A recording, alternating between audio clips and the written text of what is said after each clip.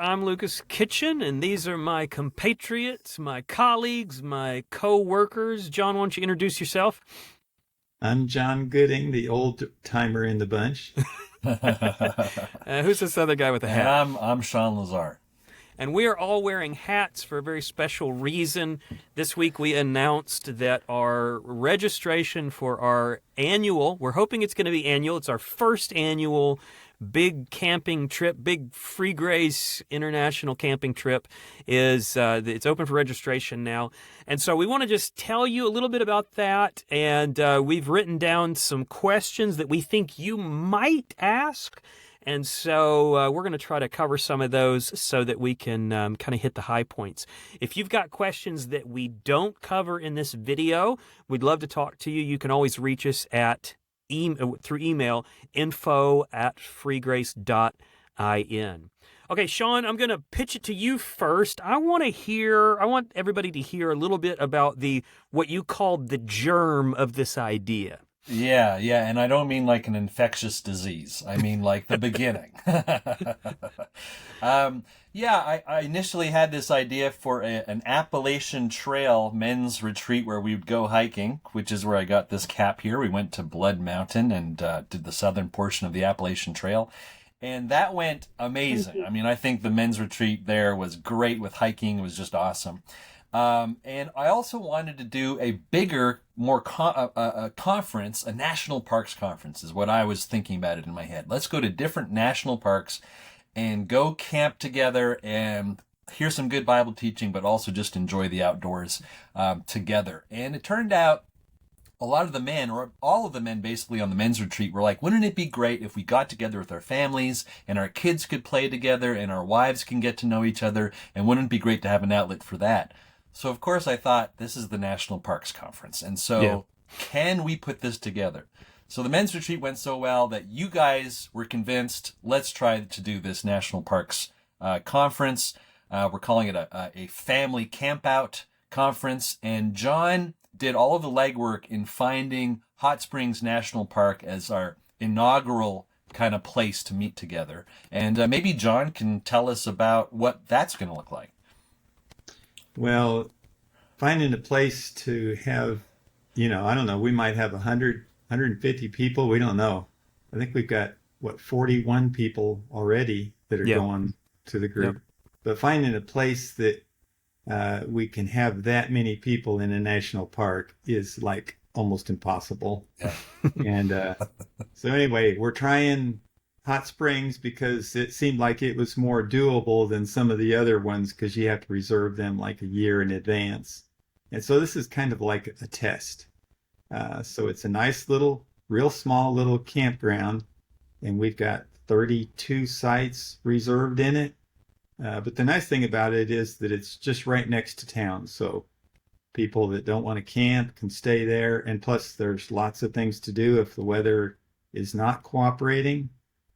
So it just gives us some different options rather than being out on a mountainside or somewhere like that we don't have many options. So, but maybe we can work up to that. Yeah. We're going to try this out and see if it works good. Yeah. So, John, you hit on the first question I have written down, and I'll pitch this to either one of you guys. Let's say that I'm really concerned because I know that every time I camp, I have a really bad hair day. And so I want to not camp, but I want to fellowship with everybody. What's my options? Your option is to come. We have RV spots reserved for people who have RVs or who want to rent an RV at a place like rvshare.com, or for people who just want a tent camp. But that is not a criteria for you coming. You can come and stay in an Airbnb, stay at a Vrbo, stay at a hotel, whatever you want. Come to the conference, fellowship during the day. There's probably fees associated with that, right?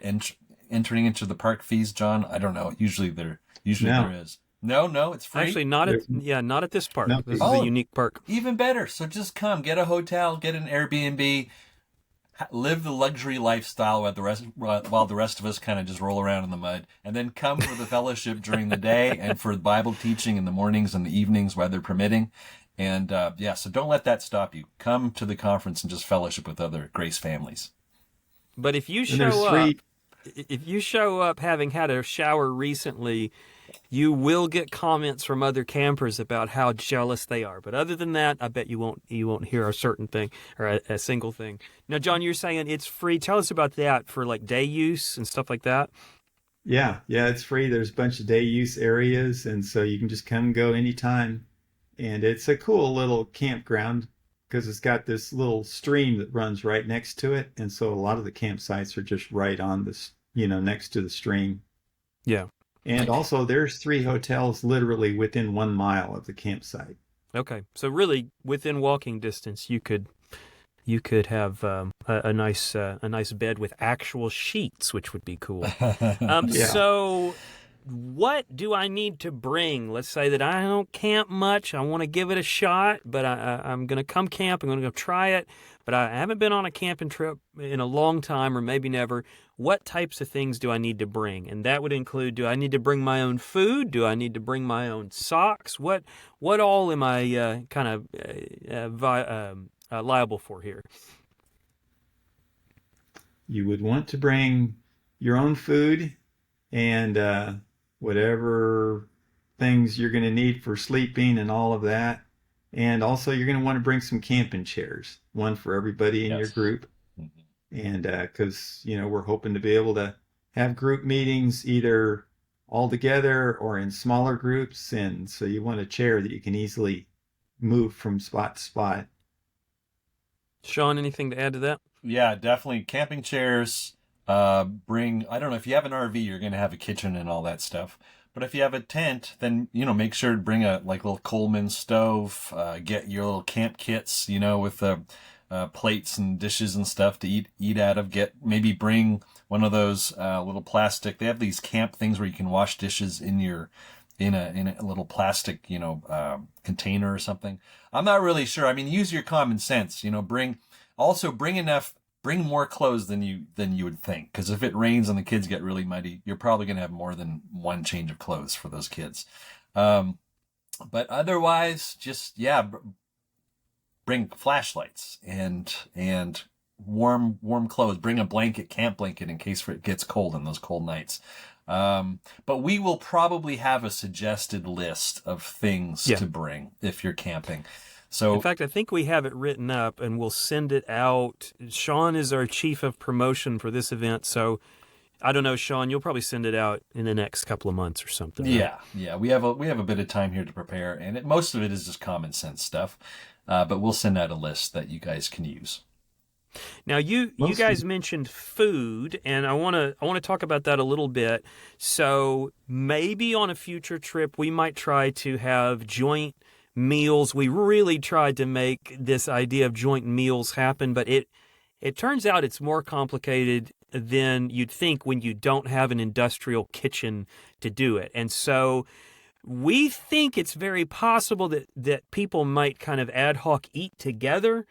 But for this trip, you as a camper are to bring your own food. That's what I'm hearing you guys say. So talk a little bit about what we will do together, because we have some kind of group activities planned. So maybe, Shawn, you want to take that one? So we're camping, but I do want this to be a Bible conference. I do want there to be some Bible teaching. So it's not all fun.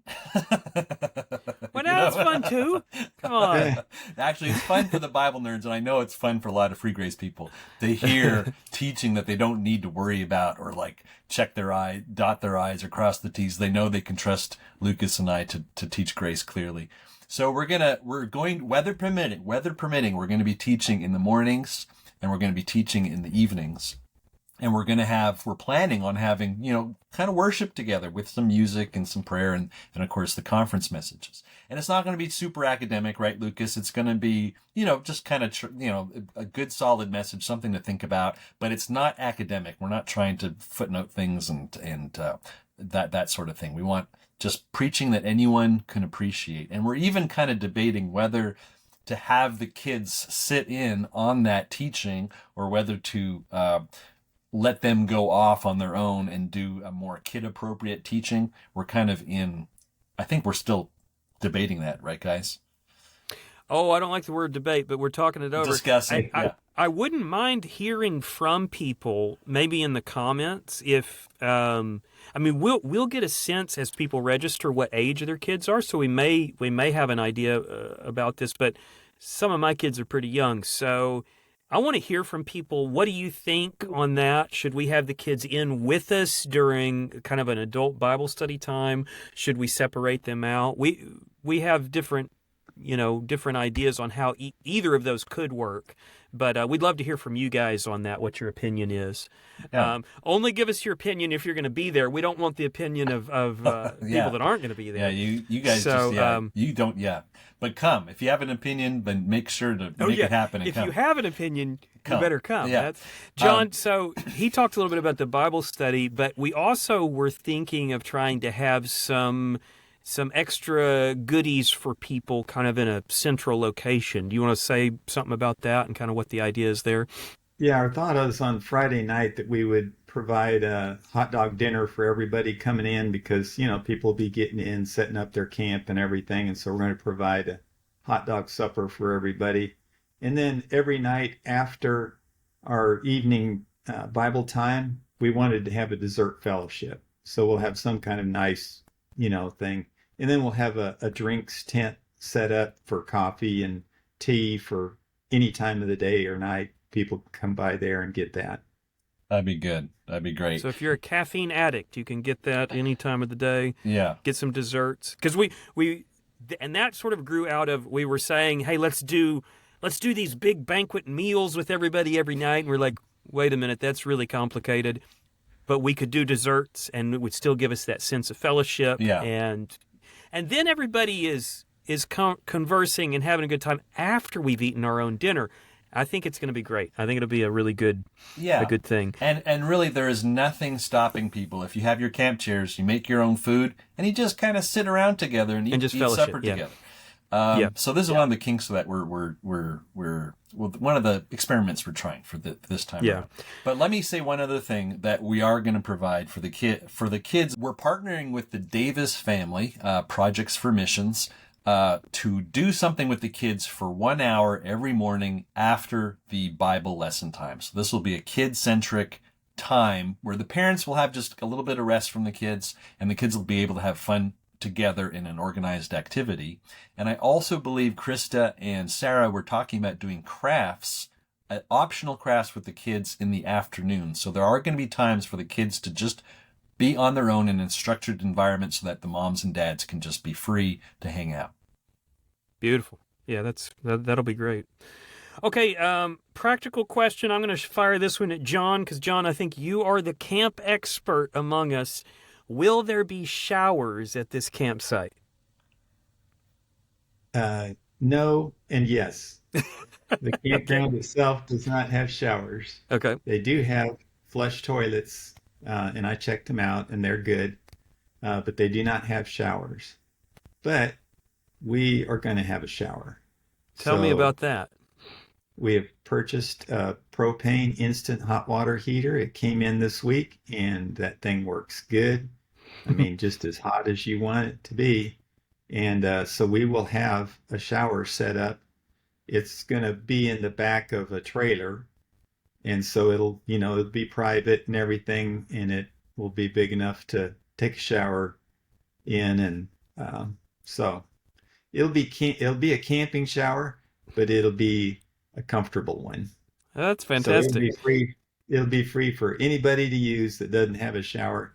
And also, there's a number of people that'll have RVs that would be glad to let others come in and use their shower as well. I know that's true. We've got 2 RVs that we know that would be glad to let people come and take showers, and they're going to be right there at the central location. Yeah. Okay. I don't know on my once per month showering schedule. I don't know that it'll fall on that camping trip anyway, so I think I'm okay. But for everybody else, they may be looking for those showers. So one thing that some folks might be wondering is, okay, so for those of you that know about us and our ministry, we're a free grace ministry. That basically means that we very strongly emphasize faith alone in Christ alone for salvation. And so there are some events out there that are so niche that somebody that doesn't know the lingo and the jargon, they may feel a little out of place. So one of the questions I want to ask is, if there's somebody that's never heard of free grace before, free grace theology, or doesn't know anything about that, are they still welcome at this event? And what's the vibe? I mean, is it something that you kind of have to know a lot about this sort of theology to fit in, or can someone just fit in? Shawn, you want to take that one? Yeah, I would say I think this would be a good event to invite a friend who's kind of interested in these things, and invite an inquirer. Because really, what do we believe in? We believe that God is gracious. Who's going to who's going to say no to that? Yeah. And we believe that, God saves people by faith apart from works. Most Protestants are supposed to believe in that, So I think your friends who are open would be I think they'd benefit. I think they'd be blessed to come and to hear these things. Now, if your friend if your friend likes to argue and they're kind of combative, maybe this is not the time for you to invite your friend to this event. But if they're open and they're an inquirer, I would say welcome them, have them come. You're saying, like, even if your friend is argumentative, but even if you're argumentative, yeah. wait till next year. Yeah, don't come to stir up trouble. We want to have fun. Yeah, that's not what this is. No, this is come with your mostly questions. mostly about fellowship and a safe place to get together and talk. Yeah.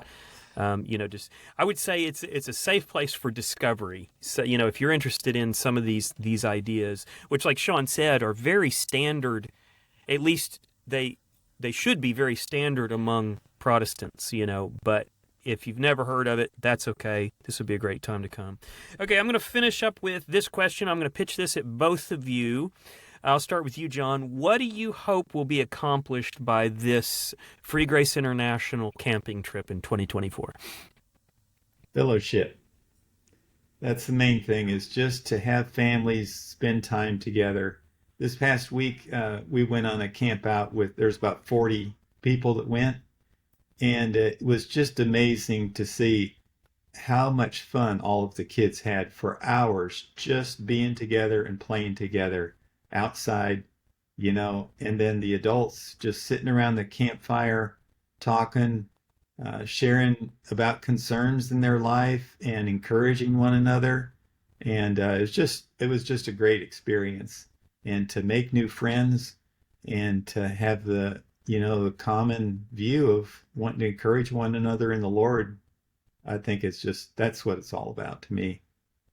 Yeah, that's good. Shawn, what do you hope that will be accomplished at this trip? Yeah, I want to echo that. I mean, discipleship happens in community. So what looks like, hey, it's just fun, it's a vacation or something like that. It is, but it's also discipleship in community, encouraging each other, exhorting each other who we might feel like a little tired, a little burnt out, a little lonely, and we need that exhortation. We need that encouragement. We need to make those friends, those human connections.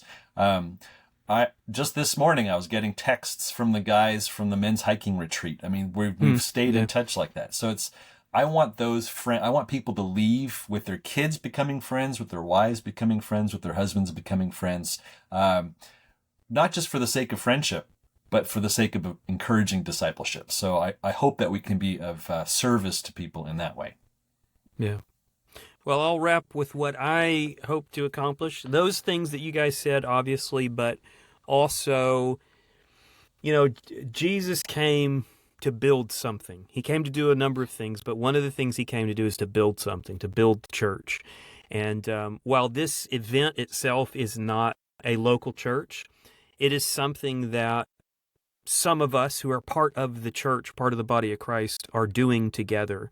And I want to see it build us stronger as part of the church that is here to help the greater church move a little closer to a clear understanding of grace. And I think we can do that. I think if we band together and we have fellowship, we can each then go and have influence in the churches where we are and the communities where we are, and help others become clearer on the gospel. And I hope this event does that for us. So, guys, any other things we need to cover that you can think of? Yes.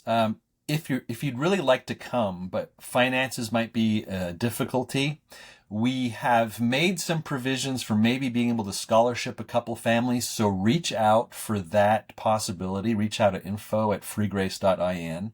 But also, if you would like to donate in order to scholarship some families to come, then please do that. We would definitely need donations. This is not going to be a moneymaker for us. This is a break-even proposition for us. So if you want to donate to this to allow families to come to be encouraged, then you're welcome to do that. And if you need a scholarship, then reach out to us at info@freegrace.in.